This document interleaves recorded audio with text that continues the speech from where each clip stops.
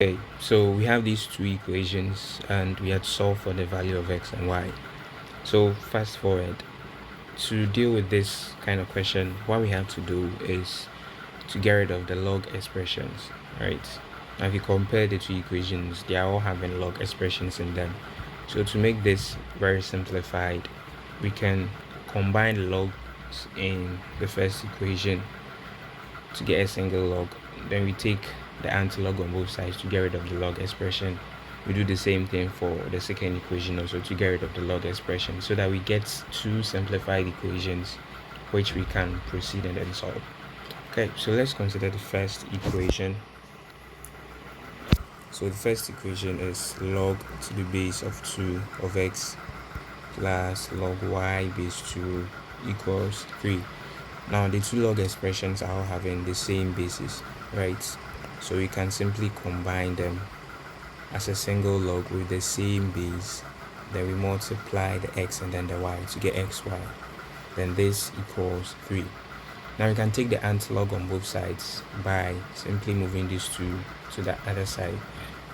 So we are going to get xy at the left hand side equals, this 2 becomes a base and then this 3 over here becomes a power. So we are going to get xy equals 8. Let's call this equation 1. Now we are going to do the same thing with the second equation right here.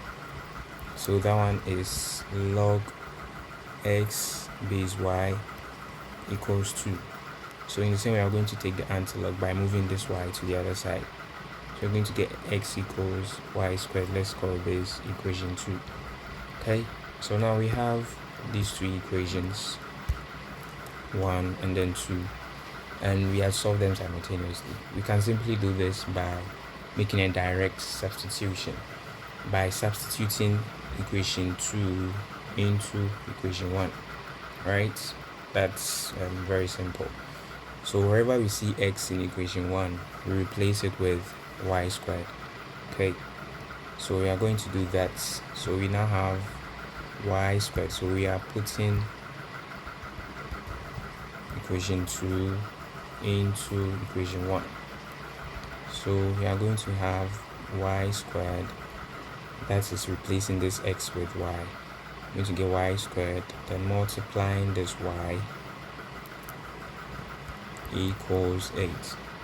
Y squared times y gives us y cubed equals 8. We can write the 8 as 2 power 3. And then since they are having the same powers, we can compare their bases and say that y equals 2. So that is our value of y. Okay. Now we're going to do the same thing. That's a direct substitution to find the value of x. So we can do that by simply replacing the value of y we have here, which is 2, into equation 2, right? So equation 2 is x equals y squared. But what is y? Y equals 2. So this implies that x will be 2 squared, which is going to give us 4. So we now have our value of x to be 4, our value of y to be 2.